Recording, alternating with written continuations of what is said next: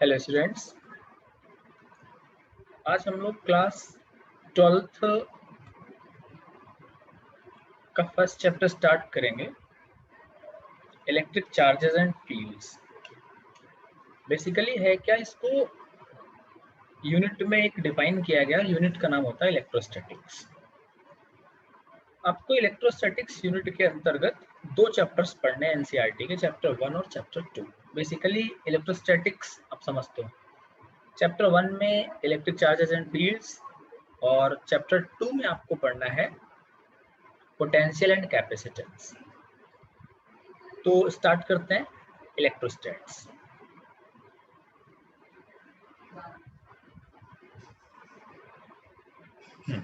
Unit 1 इलेक्ट्रोस्टैट्स। आज basically हम केवल इलेक्ट्रिक चार्ज के बारे में पढ़ेंगे बस। आज की वीडियो में ज़्यादा आपको कुछ ऊपर का नहीं पढ़ना, ना कुछ ज़्यादा नीचे का मिलेगा।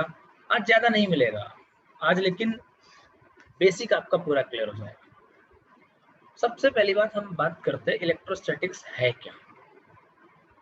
आप कोई भी काम करके आते हो, मान लो आज आपने इलेक्ट्रोस्टैट्स पढ़ी, किसी ने आपसे पूछ लिया आज क्या पढ़ा, बोला कि इलेक्ट्रोस्टैट्स पढ़ी मैंने। तो पता है, कोई सामने वाला आपसे पूछ लेगा अच्छा बताओ इलेक्ट्रोस्टैटिक्स क्या होती है। ये सबसे बढ़िया तरीका होता है। कोई भी मूवी बनती है, कोई भी चीज होता है, उसका जो नाम होता है ना, उस नाम के बारे में आपका जानना बहुत जरूरी होता है।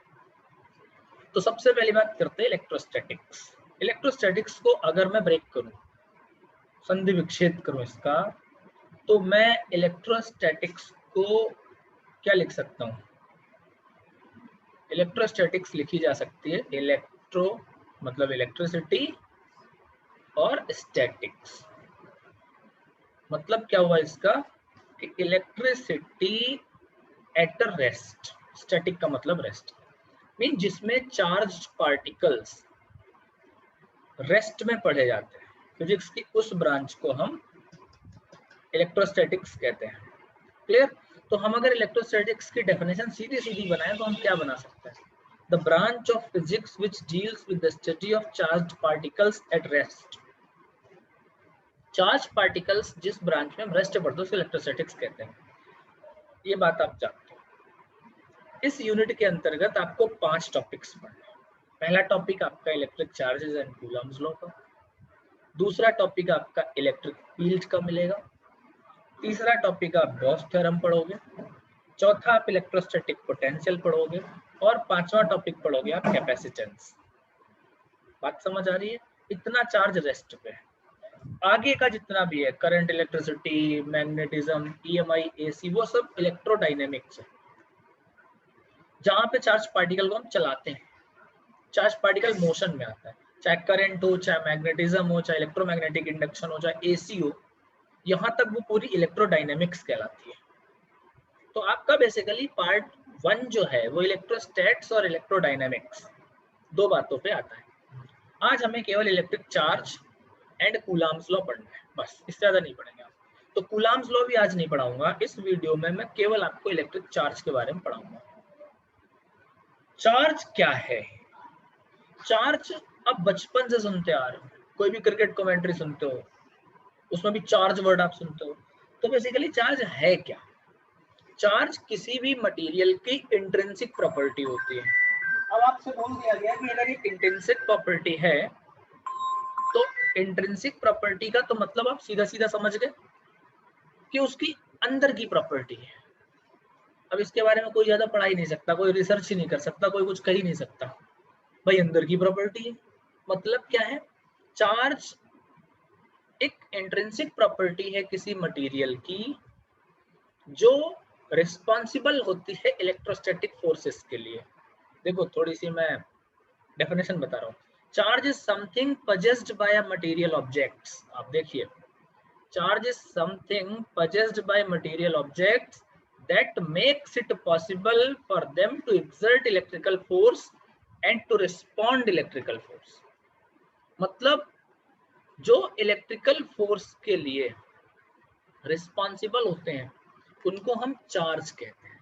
दूसरे शब्दों में अगर मैं कहूँ कि जैसे ग्रेविटेशनल फोर्स है, तो ग्रेविटेशनल फोर्स की रिस्पॉन्सिबिलिटी कौन लेता है? कोई ऑब्जेक्ट आ रहा है, आपने बताया उसमें ग्रेविटेशनल फोर्स लग रहा है, तो ग्रेविटेशनल फोर्स की रिस्पॉन्सिबिलिटी लेता है मास। जिस तरीके से मास रिस्पॉन्सिबल होता है ग्रेविटेशनल फोर्स के लिए, वैसे ही चार्ज रिस्पॉन्सिबल होता है किसके लिए? इलेक्ट्रोस्टैटिक फोर्स है, इलेक्ट्रिकल फोर्सेस के लिए। अच्छा, मैं इसको कुछ दूसरे तरीके से पढ़ता हूँ। मैं ये बोलूँ कि अब इलेक्ट्रिकल फोर्स है, तो इलेक्ट्रिकल फोर्स कैसा होगा? भाई ग्रेविटेशनल फोर्स कैसा होता है? अट्रैक्टिव इन नेचर होता है, ये बात आप जानते हो, पढ़ के आओ 11th में 9th में। इलेक्ट्रोस्टैटिक फोर्स कैसा होता है? रिपल्सिव नेचर भी हो सकता है उसका, अट्रैक्टिव नेचर भी हो सकता है। इसको अभी मैं थोड़ा सा आगे एलेबरेट करूंगा। तो क्या चार्ज अट्रैक्ट कर सकता है या रिपेल करता है? चार्ज उस मटेरियल की इंट्रिंसिक प्रॉपर्टी है जिसकी वजह से उसको अट्रैक्टिव फोर्स लगता है या रिपल्सिव फोर्स लगता है। जैसे कोई बिजली का वायर है, ऐसे समझो, बिल्कुल हिंदी में समझो। बिजली का वायर है, उसमें करंट आ रहा है, बोले जी करंट आ रहा है, मतलब उसमें चार्ज है, तो क्या करेगा? उसको छुओ।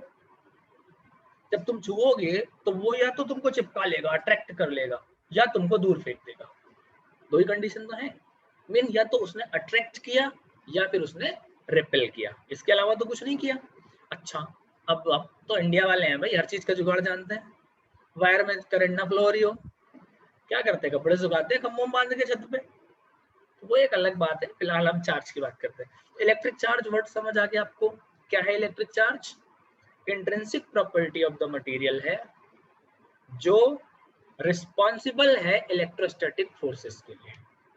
जिस तरीके से मास ग्रेविटेशनल फोर्सेस के लिए रिस्पॉन्सिबल होता है, उसी तरीके से चार्ज इलेक्ट्रोस्टैटिक फोर्सेस के लिए रिस्पॉन्सिबल होता है। वर्ड समझ आया? बिल्कुल समझ आ गया होगा। अब हम बात करेंगे टाइप्स ऑफ चार्ज की। अभी मैं यहीं पे निकलता हूँ। टाइप्स ऑफ चार्ज 11th तक पढ़ के आया हूँ। टाइप्स ऑफ चार्ज क्या होता है, किसे कहते हैं हम? कोई भी एटम होता है, इसको मैं थोड़ा अलग से डिफाइन करता हूँ। कोई भी एटम है, तो मटेरियल्स हैं, उस पे आप जानते हो number of electrons number of protons बराबर होते हैं। अच्छे से आपको पता है, बहुत ध्यान समझना। प्रोटॉन पे पॉजिटिव, इलेक्ट्रॉन पे नेगेटिव, ऐसा हमने कुछ कहीं पढ़ा हुआ है 9th पॉइंट में आयंस में। तो वहां हम ये पढ़ते थे कि अगर इलेक्ट्रॉन कोई मटेरियल डोनेट करता है तो पॉजिटिव चार्ज बनता है, गेन करता है तो नेगेटिव चार्ज बनता है। कुछ ऐसे पढ़ा हुआ है, मैं इसको अभी यहाँ पे डिस्कस नहीं करूंगा, थोड़ा आगे करता हूँ। तो फिलहाल अगर मैं सिंपल डेफिनेशन बनाने की कोशिश करूँ तो पॉजिटिव चार्ज कैसे बनता है? जब कोई मटेरियल क्या करता है बेटा? इलेक्ट्रॉन्स को डोनेट करता है। फॉर एग्जाम्पल मैं आपसे बात करता हूँ, सोडियम है Na, एटॉमिक नंबर कितना होता है? 11। इलेक्ट्रॉनिक कॉन्फ़िगरेशन क्या पढ़ा आपने? 281। अब ये क्या करेगा? एक इलेक्ट्रॉन डोनेट कर देगा। तो हम अच्छे से पढ़ते हैं, इलेक्ट्रॉन जब सोडियम जब एक इलेक्ट्रॉन डोनेट करता है तो वो Na पॉजिटिव बनता है। खूब अच्छे से पढ़ के आया हो, कहीं ना कहीं पीछे बहुत अच्छे से पढ़ के आया। जब नहीं पढ़ा यहाँ समझो। तो पॉजिटिव चार्ज कब बना? जब आपने इलेक्ट्रॉन डोनेट किया। बेसिकली रीजन क्या था? इलेक्ट्रॉन और प्रोटॉन में चार्ज बराबर होता है, प्रोटॉन में उतना ही पॉजिटिव चार्ज होता है, इलेक्ट्रॉन में उतना ही नेगेटिव चार्ज होता है। अब जब मेरे पास से इलेक्ट्रॉन चला गया तो इसका मतलब क्या है? नेगेटिव चार्ज की कमी आ गई। नेगेटिव चार्ज की कमी आ गई तो ज्यादा कौन हो गया? Positive charge. तो इसलिए हम पॉजिटिव लगाते हैं। इन द सेम वे अगर मैं नेगेटिव चार्ज पढ़ूं तो नेगेटिव चार्ज में क्या पढ़ता हूँ? जब कोई ऑब्जेक्ट क्या करता है? इलेक्ट्रॉन को गेन करता है। बिल्कुल इसका उल्टा। भाई पॉजिटिव और नेगेटिव दोनों सेम थे, अब इलेक्ट्रॉन आ गया तो नेट चार्ज कैसा हो गया? माइनस का हो गया। जैसे फॉर एग्जांपल हमारे दिमाग में सीधा एग्जांपल उठता है क्लोरीन का। क्लोरीन का एटॉमिक नंबर 17 होता है, मैंने पढ़ा 287। अब ये क्लोरीन क्या करेगा? एक इलेक्ट्रॉन गेन करता है तो क्या बना लेगा? Cl नेगेटिव, 288 हो जाएंगे। लास्ट वाले में 8 इलेक्ट्रॉन होने चाहिए, कुछ ऐसा केमिस्ट्री में पढ़ते थे हम, वो उसने अपना कंप्लीट कर लिया। तो चार्ज कितने प्रकार का मिला आपको? 2 प्रकार का मिला। कौन कौन से? पॉजिटिव चार्ज और नेगेटिव चार्ज।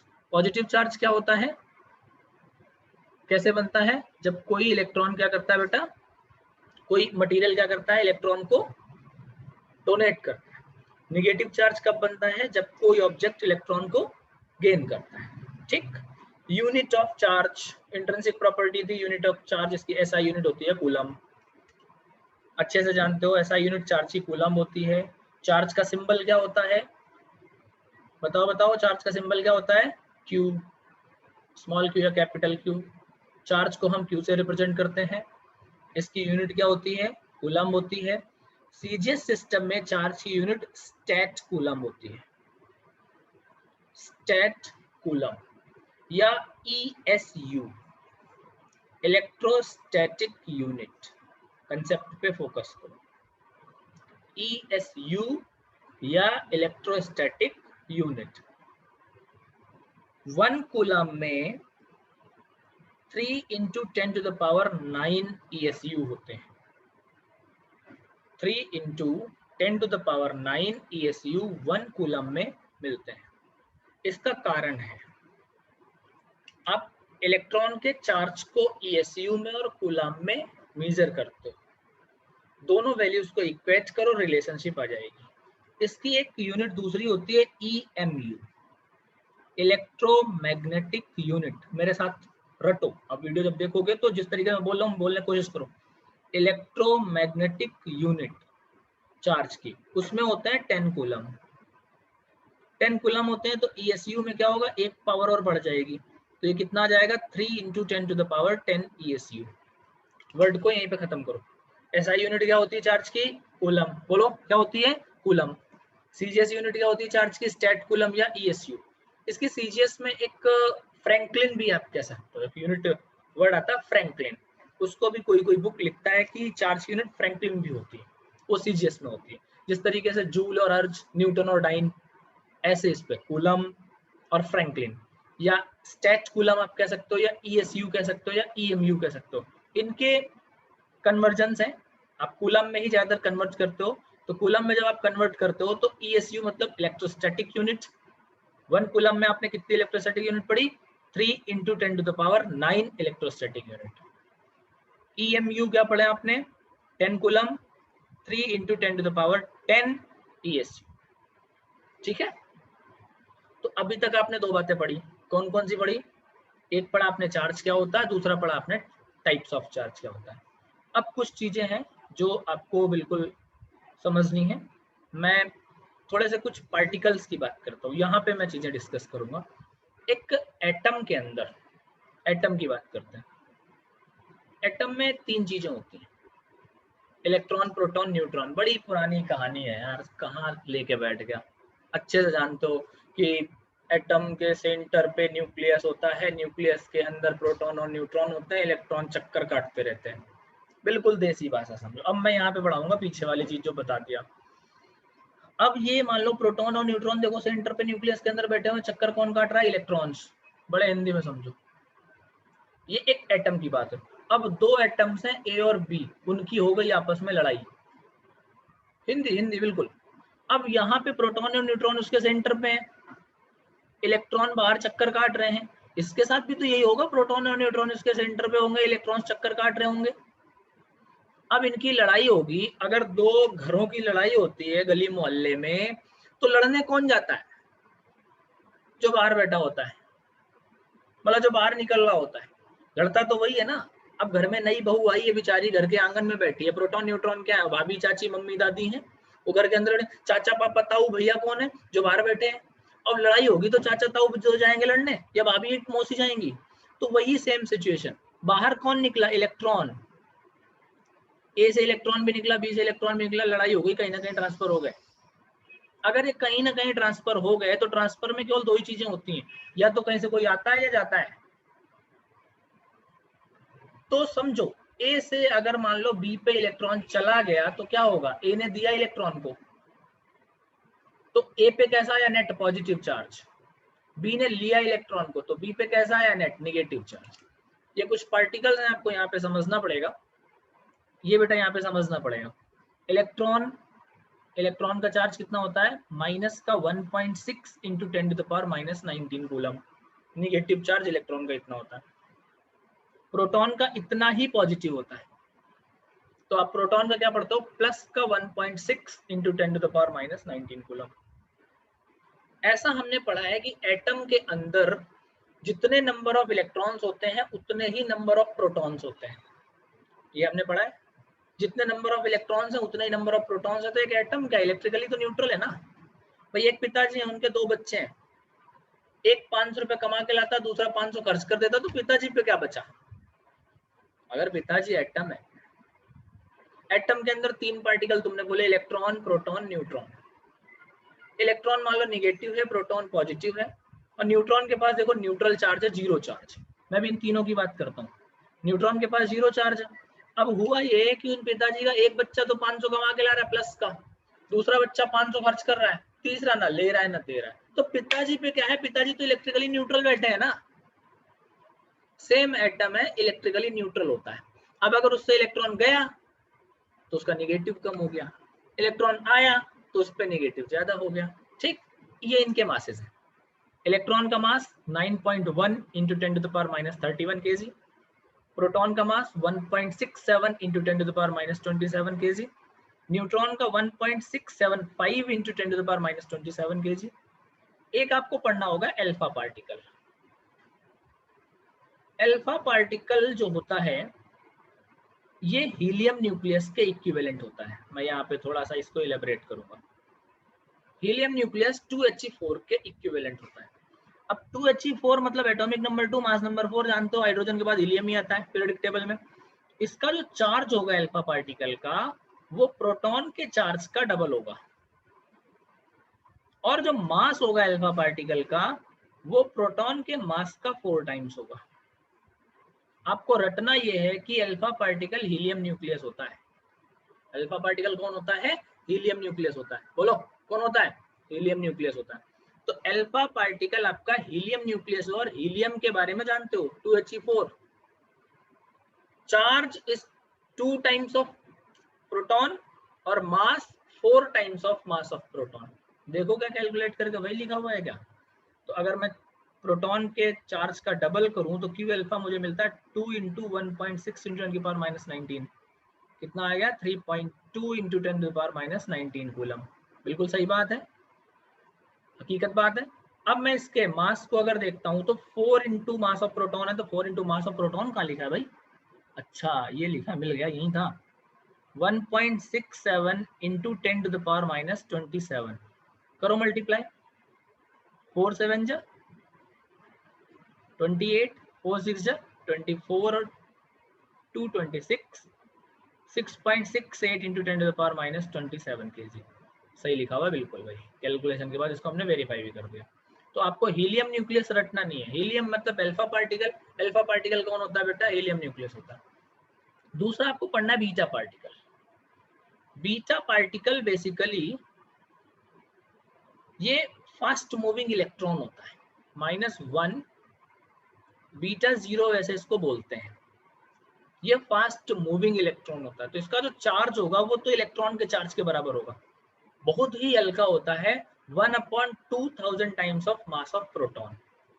इसके मास के बारे में आपको ध्यान रहे ना रहे, चार्ज के बारे में आपको ध्यान रखना, क्योंकि ये चीजें जब न्यूमेरिकल में आ जाती हैं या कभी वाइवा में हमसे पूछ लिया जाता है तो ये चीजें थोड़ी सी कांस्टेंट वैल्यूज हैं, इनको आप याद कर लो तो ज्यादा अच्छा रहेगा। Electron, proton, neutron, alpha, beta, 5 चीजें तो कम से कम आपको याद होनी चाहिए। इलेक्ट्रॉन का चार्ज मास, प्रोटॉन का चार्ज मास, न्यूट्रॉन का चार्ज मास, अल्फा पार्टिकल का चार्ज मास, बीटा पार्टिकल का चार्ज मास। ठीक है, यहाँ तक आपको सब कुछ समझ आ रहा है? प्रॉपर समझ आ रही है चीजें? क्या क्या पढ़ लिया हमने? चार्ज पढ़ लिया, उसके टाइप्स पढ़ लिए, एटम के अंदर की बातें पढ़ ली कि भाई इसके अंदर क्या क्या है ना। अब हम किसी बॉडी को चार्ज करेंगे, या प्रॉपर्टीज ऑफ चार्ज सबसे पहले देखते हैं, चार्ज इसके बाद कर लेंगे। प्रॉपर्टीज ऑफ चार्ज आपको पढ़नी है 5। अभी बता दो 5 कौन कौन सी पढ़ोगे? क्वांटाइजेशन ऑफ चार्ज पढ़ोगे, एडिटिविटी ऑफ चार्ज पढ़ोगे, कंजर्वेशन ऑफ चार्ज पढ़ोगे, attraction repulsion of charge property पढ़ोगे, और चार्ज इनवेरिएंस पढ़ोगे। इन 5 प्रॉपर्टी को मैं यहाँ पे एलेबरेट कर दूंगा। जिस टाइम पे आप ये देख रहे होंगे तो नोट्स बनाते टाइम में जो मैं बोल रहा हूँ लैंग्वेज अपने हिसाब से बना लेना। सबसे पहले हम बात करते हैं क्वांटाइजेशन ऑफ चार्ज। देखो, जब ए और बी की लड़ाई हुई थी, लड़ने कौन गया था? इलेक्ट्रॉन। तो इलेक्ट्रॉन कितने गए थे? 1 2 3 4। अब चार्ज बना कैसे था, एक इलेक्ट्रॉन डोनेट हुआ तो एक इलेक्ट्रॉन के बराबर चार्ज आ गया, दो डोनेट हुए दो इलेक्ट्रॉन के बराबर चार्ज आ गए, तीन हुए तो तीन, तो एन होंगे तो एन इलेक्ट्रॉन के बराबर चार्ज आ जाएगा, आना चाहिए। क्या ऐसा हो सकता है 1.5 इलेक्ट्रॉन चले गए? ये अभी नई डिस्कवरी हुई है क्वार्क्स, इनके 3/2 ई अप एंड डाउन ये सब पढ़ते हो, ये आपको नहीं पढ़ना है फिलहाल, आपको जो मोटा मोटी प्रॉपर्टी समझनी है। जब चार्ज ट्रांसफर बन रहा है, टोटल चार्ज आप बॉडी का निकाल रहे हो, तो टोटल चार्ज कैसे निकाल रहे हो आप? इलेक्ट्रॉन के ट्रांसफरिंग से निकालो, नंबर ऑफ इलेक्ट्रॉन के ट्रांसफर से निकाल लो। तो मैं क्वांटाइजेशन ऑफ चार्ज की डेफिनेशन क्या देता हूँ, total charge of a system और body is integral multiple of charge of electron. Hindi में समझो, total charge of a body is integral multiple of charge of electron. Clear? ये हम फर्स्ट प्रॉपर्टी पढ़ते हैं। तो अगर integral multiple of charge of electron पढ़ते हैं तो मैं इसको क्या कह सकता हूँ, टोटल चार्ज लिया, total charge, charge of electron का symbol e, n plus minus, तो हमें क्या मिला, Q equal n e. Definition पे आओ, total charge of a body is integral multiple of charge of electron, और basic unit of charge is the charge of electron, electron की transference charge of electron है। यहाँ पे Q क्या है बोलो, टोटल चार्ज, Q बेटा टोटल चार्ज है, N क्या है, नंबर ऑफ इलेक्ट्रॉन्स, पढ़े लिखे हो, और E क्या है, चार्ज ऑन इलेक्ट्रॉन।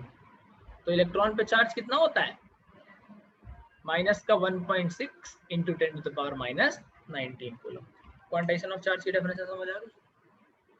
बोलो दोबारा सुनो, total charge of a body is integral multiple of charge of electron, Q equal plus minus m. बहुत सारे बच्चों को जब मैं पढ़ा रहा होता हूँ तो बहुत सारे बच्चों को डाउट आता है, सर प्लस माइनस क्यों? भैया प्लस माइनस है, या तो इलेक्ट्रॉन आएगा या इलेक्ट्रॉन जाएगा, पॉजिटिव और नेगेटिव चार्ज को बताने के लिए।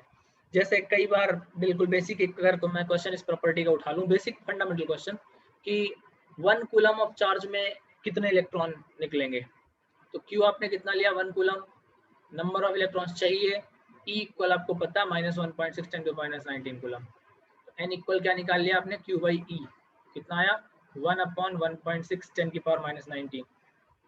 कई सोचेंगे सर यहाँ माइनस क्यों नहीं लगाया, भाई नंबर है, बारात में अगर बाराती जाते हैं तो माइनस के 100 नहीं जाते कि माइनस के 100 बाराती आ गए, या वहाँ माइनस के 5 बच्चे बैठे हुए हैं, वो पॉजिटिव ही रहता है, एक इंटीजर है। सॉल्व कर लोगे इसको, 10 16 6.25 इंटू 10⁻18 है ना। तो ये एक बेसिक क्वेश्चन है इस प्रॉपर्टी का, ये आप 10th में भी कुछ क्वेश्चंस करते थे, इससे कोई परेशानी वाली बात नहीं। क्वांटाइजेशन ऑफ चार्ज समझ आ गया क्या होता है, charge is quantized in nature, इतना भी लिख के आ सकते हो। क्वांटाइज का मतलब ये होता है कि इलेक्ट्रॉन के चार्ज का वो मल्टीपल होता है। दूसरी बात आती है कि चार्ज प्रॉपर्टी बताने से पहले, चार्ज यार स्केलर होना चाहिए, वेक्टर होना चाहिए। बड़ा दिमाग लगाया मैंने, चार्ज को मैं कहीं भी घुमा सकता हूँ, इसकी अपनी कोई डायरेक्शन ही नहीं है। तो जब चार्ज को कोई डायरेक्शन नहीं है तो स्केलर, तो चार्ज एक स्केलर क्वांटिटी होती है। बहुत सारी बातें यहाँ से डाउट्स खत्म, स्केलर की सारी प्रॉपर्टी मेरे दिमाग में घुस गई, कौन कौन सी, कि ऐड भी हो सकता है, कंजर्व भी रह सकता है, सारी चीजें। तो अगली प्रॉपर्टी आती है additivity of charge. Additivity of charge की प्रॉपर्टी कहती है कि टोटल चार्ज जो होता है किसी बॉडी का, sum of all small charges present in the body, mean total charge of a system is equal to sum of all small charges present in the system. जैसे मेरी जेब में 10-10 के 3 नोट है, 20-20 के 4 नोट है, टोटल कितने रुपए, तो 10-10 के 3 नोट कितने हो गए, 30 रुपए, 20-20 के 4 नोट कितने हो गए, 80 रुपए, 80 और 30 कितने हो गए, 110 रुपए। तो टोटल पैसा कितना आया, पैसा भी तो एडिटिव इन नेचर ही है भाई, फुटकर पड़ा हुआ, बंधा पड़ा हुआ, सब जोड़ के तो बता दो, सेम वही चार्ज। तो चार्ज क्या है, चार्ज, ये प्रॉपर्टी क्या कहती है एडिटिविटी ऑफ चार्ज की, कि जितना भी टोटल चार्ज होता है वो sum of all small charges present in the system. उस बॉडी में जितना छोटा छोटा चार्ज प्रेजेंट होता है सबको जोड़ दो, एडिटिविटी बन जाती है। तो कई सारे जो बहुत बड़े चीजें होती हैं वो एक लाइन में बता सकते हैं, charge is additive in nature. अच्छा कई चीजें नहीं समझ आती मुझे, charge is quantized in nature, charge is additive in nature, charge is conserved in nature. Charge is quantized in nature, बच्चे ने रट लिया, आज तक उसे नहीं पता क्वांटाइजेशन का मतलब क्या है। समझो, कई सारे इंग्लिश के वर्ड्स ऐसे होते हैं ना जो रट लेते हैं बस। वो कौन सी 3 इडियट मूवी थी, वो चतुर जैसे, हम रट लेगी दुबे जी रट लेगी, इसकी टेंशन ना लो। तो रटना नहीं है बेटा, यहाँ समझो क्वांटाइजेशन का मतलब क्या था, एडिटिविटी का मतलब क्या, कंजर्वेशन ऑफ चार्ज। कंजर्वेशन तो बड़े दिनों से तुमको पता है। Law of conservation of energy, सोते जागते किसी बच्चे से पूछ लो, energy can neither be created nor be destroyed, it can change only one form to another, पता नहीं क्या क्या ब्ला ब्ला ब्ला ब्ला, बहुत सारी चीजें बोल दी जाती है भैया वही है भी। कंजर्वेशन का मतलब है यही कि charge can neither be created nor be destroyed, इसे केवल ट्रांसफर किया जा सकता है एक बॉडी से दूसरी बॉडी में। तो दूसरा मतलब क्या है, दूसरा मतलब ये है कि चार्ज जो होता है किसी बॉडी का हमेशा कांस्टेंट रहता है, ये कंजर्वेशन है। चार्ज कंजर्व्ड रहता है। भाई एक बॉडी से दूसरी बॉडी में ट्रांसफर हुआ तो एक में 2 माइनस के आ गए, दूसरे में 2 प्लस के आ गए, समस्या कहाँ है। बाहर से ये वाली शक्ति थोड़ी आ रही कि नहीं चलो वो चार्ज आ रहा है हमारे पास बैठ के आके। तीनों प्रॉपर्टी समझ आ गई। चौथी प्रॉपर्टी हम डिस्कस करते हैं अट्रैक्शन और रिपल्सन की। ये अच्छे तरीके से आपको पता है अट्रैक्शन रिपल्सन की प्रॉपर्टी। लाइक चार्ज क्या करते हैं, रिपेल, अनलाइक क्या करते हैं, अट्रैक्ट। प्लस प्लस होगा रिपेल करता है, माइनस माइनस होगा रिपेल करता है, प्लस माइनस होगा अट्रैक्ट करता है। Common examples, charge invariance. Charge invariance का मतलब होता है ये मोशन के इंडिपेंडेंट होता है, मीन स्पीड के इंडिपेंडेंट होता है। इस प्रॉपर्टी को अगर मैं और शॉर्टकट लिखना चाहूं तो मैं ये लिख सकता हूं Q at rest equal Q at motion, बस। Charge is independent of its speed, speed पे चार्ज मैटर नहीं करता। अच्छा मैंने ना कहीं आइंस्टाइन की थ्योरी ऑफ रिलेटिविटी में पढ़ा था कि वो मास पे, मास डिपेंड करता है मोशन पे।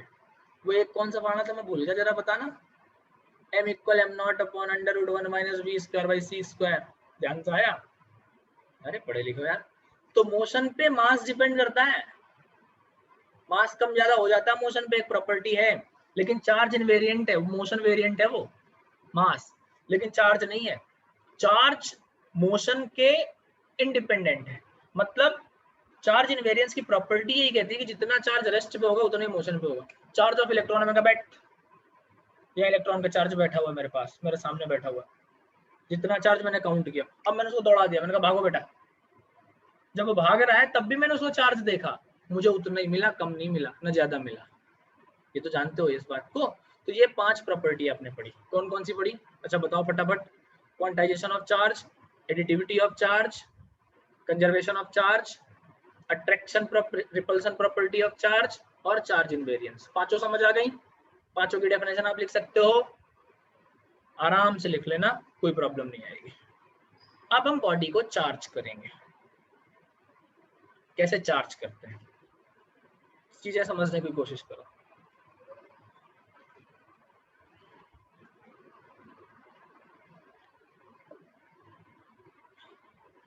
चार्जिंग ऑफ अ बॉडी, आपको बॉडी को चार्ज करना है, इसके 3 तरीके हैं। एक चार्जिंग बाय फ्रिक्शन, दूसरा चार्जिंग बाय कंडक्शन, तीसरा चार्जिंग बाय इंडक्शन। आज चार्ज पूरा खत्म कर दूंगा मैं तुम्हारा, अगली वीडियो में आप इसके बाद सीधा कूलाम्स लॉ पढ़ोगे। चार्ज आज के बाद आपको कहीं और से, ना तो बुक से पढ़ना है, ना किसी वीडियो से पढ़ना है, ना कहीं से पढ़ना है, सारे मैंने इसी में तुमको नोट्स भी दे दिए, सारी चीजें दे दी, पूरा इलेबोरेट कर दिया, इससे ज्यादा बेटा चार्ज कभी आता ही नहीं। ठीक है, तो सबसे पहले हम बात करते हैं चार्जिंग बाय फ्रिक्शन। अरे 10th में भी किया था कुछ ऐसा, क्या था वो फ्रिक्शन, दो बॉडीज को आपस में रगड़ दो, फिर ये छोटे छोटे पार्टिकल, मेरे हाथ गर्म हो गए यार समझाने के चक्कर, बताओ। जब किन्हीं दो बॉडीज को आपस में रब किया जाता है तो वो छोटे छोटे पार्टिकल्स को अट्रैक्ट करना शुरू कर देती है रब करने के बाद। अब जब उसने अट्रैक्ट किया तो इलेक्ट्रोस्टैटिक अट्रैक्शन आया, नहीं आया, अट्रैक्शन रिपल्सन आया, तो इसका मतलब बॉडी में चार्ज आ गया। चार्ज था तब भी उसने अट्रैक्ट किया या रिपेल किया, तो चार्जिंग बाय फ्रिक्शन, आपने दो बॉडीज को रगड़ के चार्ज प्रोड्यूस कर दिया। जादूगर हो रहे हो। दो बॉडीज को रगड़ के आपने चार्ज को प्रोड्यूस किया। तो जब दो बॉडीज आपस में रब की जाती हैं तो थोड़ी देर बाद हम देखते हैं उन पर क्या होता है, छोटे छोटे पार्टिकल्स को अट्रैक्शन या रिपल्सन की प्रॉपर्टी आ जाती है। इसको हम इस तरीके से चार्ज करने के तरीके को हम कहते हैं चार्जिंग बाय फ्रिक्शन। कुछ एग्जांपल्स तुम्हारे सामने, glass rod is rubbed with piece of silk cloth, पड़ा हुआ है, इस पे पॉजिटिव आता है, इस पे नेगेटिव आता है। दूसरा, ये अच्छे से पता है आपको, रगड़ दो ग्लास रॉड को सिल्क क्लॉथ में। अच्छा, तुम में से कईयों ने वो किया होगा एक, अब तो नहीं तरीका चलता, नहीं तो हमारे टाइम में क्या था, गांव में टेंट लगता था तो चेयर्स ना गड्डी बना के रख दी जाती थी। हम क्या करते थे, उन चेयर्स के ऊपर बैठते थे, टेंट के पीछे से मारते थे, तो उसमें स्पार्किंग सी प्रोड्यूस होती थी, जर्क सा लगता था, झटका लगता था। वो भी तो चार्ज ही कर रहे थे, पिटाई कुटाई करके चार्ज ही डेवलप किया था। अब यहाँ पे वही सिचुएशन देखो, ग्लास रॉड को आप सिल्क क्लॉथ से रगड़ो, बॉडी चार्ज हो जाएगी। ड्यूरिंग लैंडिंग और टेकिंग ऑफ, ये एक क्वेश्चन है बेटा, कई बार पेपर में आया हुआ है या पूछा जाता है कि जो एयरक्राफ्ट में, एरोप्लेन के जो रबर्स हैं एयरक्राफ्ट के, वो जो टायर्स हैं वो स्पेशल रबर से बनाए जाते हैं, उसमें क्या मिलाया जाता है और क्यों। तो सबसे पहले तो मेरी बात को समझ लो, ये क्वेश्चन आपको समझ आ गया होगा कि जो टायर्स हैं एयरक्राफ्ट के वो ऑर्डिनरी रबर के क्यों नहीं होते, और उसमें थोड़ा सा ऐड किया जाता है कुछ, और क्यों ऐड किया जाता है, होता क्या है तो खुद समझो। ड्यूरिंग लैंडिंग और टेकिंग ऑफ, जब कोई भी एयरक्राफ्ट या एरोप्लेन लैंड करता है या टेक ऑफ करता है तो थोड़ी देर वो रोड से ऐसे होता है, रगड़ मारते हैं वो, जहां पे वो पट्टी सी बिछी रहती है, उस पर जब रगड़ लगेगी तो इसका मतलब उसमें फ्रिक्शन होगा। फ्रिक्शन होगा तो क्या होगा, चार्ज डेवलप हो जाएगा। अगर वो टायर ऑर्डिनरी रबर का होगा तो इतनी ज्यादा गर्मी प्रोड्यूस होती है उसमें कि वो आग लग जाएगी प्लास्टिक पे। अगर ऑर्डिनरी रबर का होगा तो रबर पे आग लग जाएगी। दोबारा समझो इस बात को, जब लैंड किया या टेक ऑफ किया उस सिचुएशन पे वो कांटेक्ट में आया, तो जो टायर था वो कांटेक्ट में आने की वजह से, फ्रिक्शन की वजह से उसमें गर्मी आ गई, चार्ज डेवलप हो गया। उस चार्ज की वजह से वो टायर क्या करेगा, वो आग भी लग सकती है, फट भी सकता है। इसलिए ड्यूरिंग लैंडिंग और taking off the tyres of an aircraft get electrified, देखा, इसी वजह से therefore special rubber having some conducting material, ये वर्ड बेटा ध्यान दो, एक स्पेशल रबर बनाते हैं जिसमें कुछ कंडक्टिंग मटेरियल यूज होता है to manufacture the tyres of an aircraft. Aircraft के टायर्स को मैन्युफैक्चर करने के लिए उनके टायर्स में थोड़ी सी कंडक्टिंग मटेरियल मिला दिया जाता है, जिसकी वजह से जब फ्रिक्शन के थ्रू जो चार्ज डेवलप होता है वो उसको कंडक्ट कर सके। तो ये भी friction of, charging by friction का एग्जांपल था। तीसरा जो बड़ा कॉमन एग्जांपल है, आपको खूब समझाता है, comb running through dry hair get electrically charged. कंघा है, अपने सूखे बालों पे लगाओ, उसके बाद पीस ऑफ पेपर पहले तोड़ के रख लो, छोटे छोटे कागज, कंघी करो, उसके बाद उस कंघे को उस पे ले जाओगे, सारे चिपक जाएंगे। इसका मतलब चार्ज आ गया ना। दिमाग में क्वेश्चन आया, एक दिन मैंने किया था जब मैं छोटा था, सूखे बालों पे लगाया कागज चिपक गया, गीले बालों पे लगाया नहीं चिपके। भाई बालों में खूब बढ़िया पानी ऑयलिंग सब बढ़िया कर रही, उसके बाद मैंने कंघी करी, मैंने देखा पीस ऑफ पेपर चिपके ही नहीं, और जब सूखे बालों पे लगाया चिपक गए। What is the reason behind this English, क्या रीजन था इसके पीछे का? इसके पीछे का रीजन ये था कि सूखे बालों पे जब कंघा लगाया गया तो फ्रिक्शन ज्यादा था, फ्रिक्शन ज्यादा था तो चार्ज ज्यादा डेवलप हो गया। आगे बात समझ? अच्छा, दूसरी प्रॉपर्टी हम पढ़ते हैं मीन कंडक्ट करने की या चार्ज डेवलप करने की, charging by conduction. Charging by conduction क्या है पहले बताओ, चार्जिंग बाय फ्रिक्शन समझ आया ना। फ्रिक्शन क्या है, दो बॉडीज रब करते हो, चार्ज डेवलप होता है। एग्जांपल भी आपने ले लिया कि कॉम्ब आप हेयर्स पे रन कराते हो, लैंडिंग और टेकिंग ऑफ पे रबर जो होती है, और क्या एग्जांपल लिया, ग्लास रॉड को सिल्क क्लॉथ में आप रब कराते हो। दूसरा आता है चार्जिंग बाय कंडक्शन, कंडक्ट करके। एक इलेक्ट्रिकली न्यूट्रल बॉडी है न्यूट्रल कंडक्टर है और दूसरी चार्ज्ड है, दोनों को आपस में कांटेक्ट में ले आओ, टच करा दो, तो जो न्यूट्रल कंडक्टर है वो भी चार्ज हो जाता है। ज्यादा एलेबोरेट नहीं करूंगा। तार एक वायर है जिसमें चार्ज जा रहा है, तुम छू लो, तुम पे तो चार्ज नहीं है, तुम तो न्यूट्रल कंडक्टर हो ना। Human body is the best conductor. तुम हो उस पे जाओ, सिचुएशन समझ आ जाएगी। तुम ये नहीं कहोगे कि सर ये चीज समझा दो। चार्ज क्या होगा, कंडक्ट कर लेगा। तरीका बिल्कुल सही है, सॉलिड तरीका है। तो चार्जिंग बाय कंडक्शन आप डायरेक्ट रटो। ऐसी प्रोसेस जिससे न्यूट्रल कंडक्टर भी इलेक्ट्रिकली चार्ज हो जाता है जब वो किसी चार्ज बॉडी के कांटेक्ट में रखा जाता है। वो मूवीज में कई बार आता है वो सीन, यार मैं मूवी के नाम तो भूल गया, कमेंट कर देना वीडियो में उस मूवी के नाम। क्या था वो, एक पकड़ के रखता है, उसको दूसरा पकड़ता है, वो भी एकदम बाल से ऐसे हो जाते हैं, तीसरा आता है, चौथा आता है, पांचवा आता है, इस तरीके से एक लंबी लाइन बन जाती है, सबको एकदम इलेक्ट्रिकल शॉक लगने लगते हैं। चार्जिंग में कंडक्शन ही तो है वो प्रॉपर्टी, वहां पे फिजिक्स ही तो दिखाई है। मूवीज में भी कुछ फिजिक्स जोड़ा करो, बाहुबली टाइप में तो फिजिक्स खत्म हो जाती है। Charging by induction, charging by induction क्या है भाई? इंडक्शन प्रॉपर्टी ये है कि एक चार्ज्ड बॉडी के पास में एक न्यूट्रल कंडक्टर रखा जाता है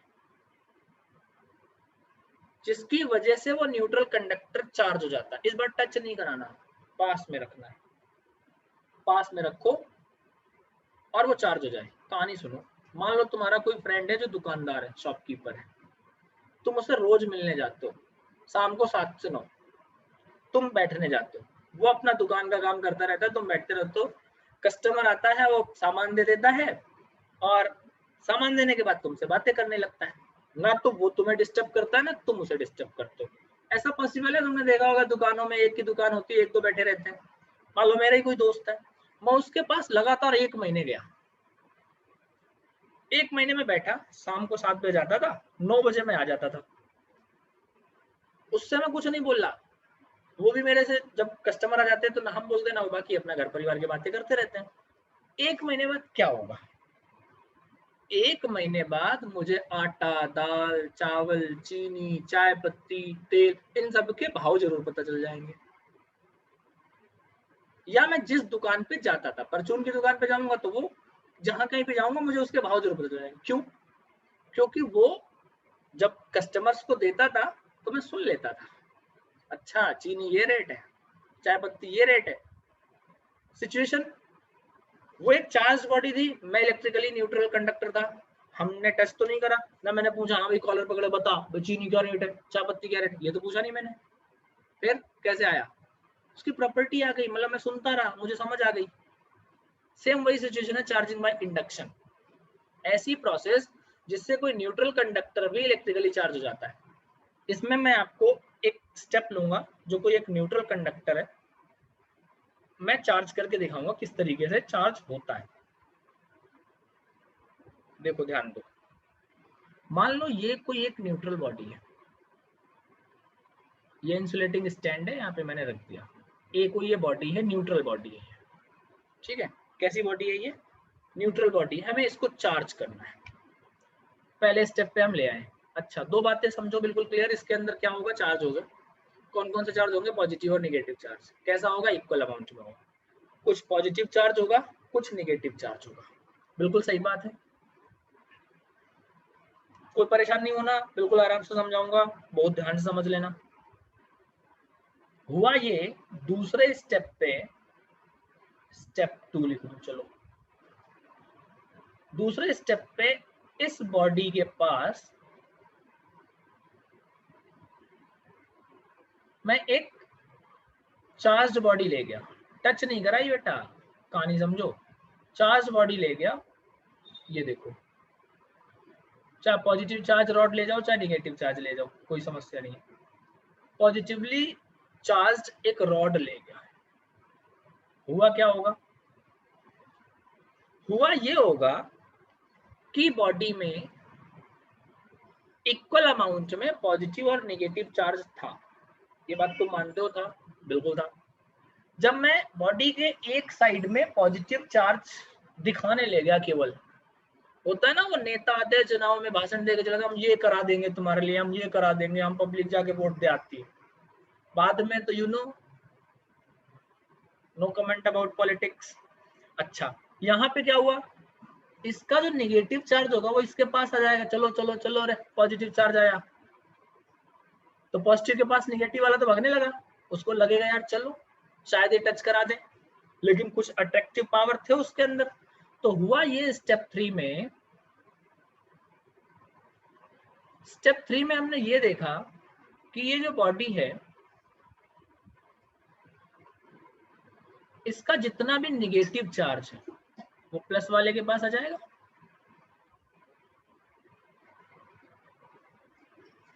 और पॉजिटिव चार्ज इधर आ जाएगा। ठीक है, अच्छा ये स्टेप यहां तक एकदम क्लियर हो गया। ठीक है जी, अब आगे, अब आगे आपको क्या करना है स्टेप 4 में,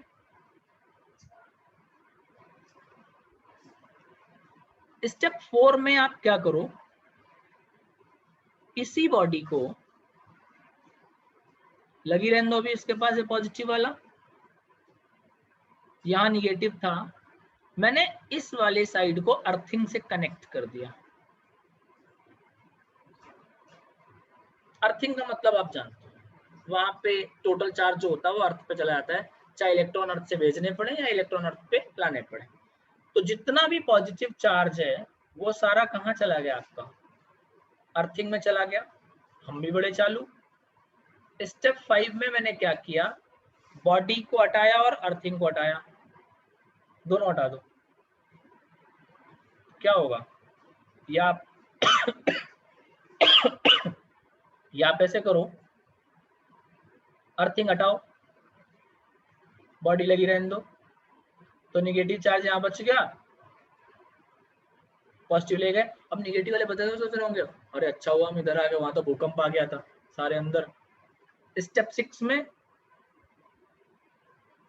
इस चार्ज बॉडी को हटा दो, जब तुमने चार्ज बॉडी को हटाया तो ये निगेटिव का तो राज आ गया पूरे में, अरे पॉजिटिव बन गया भाई, गलत है, राज तो निगेटिव कर रहे हैं ना, तो निगेटिव चार्ज का क्या हुआ, राज आ गया और ये पूरी बॉडी में फैल गए।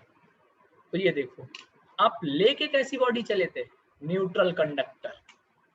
स्टेप 6 तक, लास्ट तक आप क्या हुए, एक कंडक्टिंग बॉडी को लेके आ गए जिसपे निगेटिव चार्ज है। ये प्रॉपर्टी कहलाती है चार्जिंग बाय इंडक्शन। अब आप समझ गए होंगे कि इंडक्शन क्या है। क्या मैंने पॉजिटिव चार्ज रॉड को कांटेक्ट में रखा, नहीं रखा, बिना कांटेक्ट में रखे मैंने इसको चार्ज कर दिया।